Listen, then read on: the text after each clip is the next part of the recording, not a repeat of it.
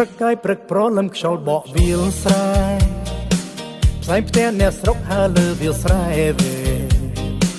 សូស្នូកុនដឹងកូនលន់លឺក្បែរចំការឃើញញូនដើរមកបែបកាក្បែរមាត់អូសំពត់ក្រមាពណ៌ស្រស់លើស្មាស្រីតូស្នាមញញឹមអូនធ្វើឲ្យបេះដូងបងលោអ្វីបាបផ្ទះបងមិនមានទ្រព្យអ្វីសម្បត្តិធំមានតែចិត្តស្មោះមួយជូនដូនគ្រប់ថ្ងៃស្រីស្រែចំការរបស់បងហើយក្លិនស្រូវថ្មីឈ្ងុយដូចក្លិនសង្ស្រី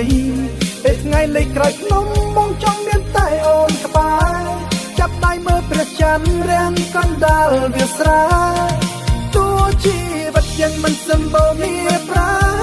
វាផ្ទះតូចមួយក៏បងសុខចិត្តដែរដាំកាមលីមកផ្ទះច័ន្ទកូនរត់លេងរស់នៅជាមួយអូនរហូតដល់ចាស់សោកស្កើពីរដូវវស្សាភ្លៀងធ្លាក់ស្រេចស្រេចស្រេចស្រេចបងនឹងអូនជីកោយន្តឆ្លងផ្លូវក្រហមជប់ទិញបាយដំណើរនៅត្រេកអាំក្តៅក្តៅអង្គុយសាច់ឡើងក្រុមខ្ទងកណ្ដាលស្រែយប់នេះមានបុណ្យភូមិចាក់ភ្លេងរំបងបងសុំមុនរំមួយបបមិនណយអ្នកណាជំនួសមើលផ្កាយរាប់ពាន់ភ្លឺពេញផ្ទៃមេ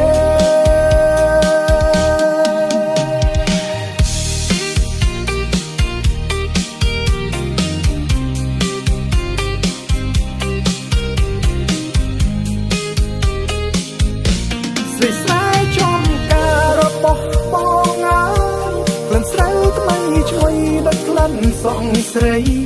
ពេលថ្ងៃលេខក្រោយភ្នំបងចង់មានតែអូនក្បែរចាប់ដៃមើលព្រះច័ន្ទរាំងកណ្ដាលវាលស្រែទោះជីវិតยังមិនសម្បូរមានប្រា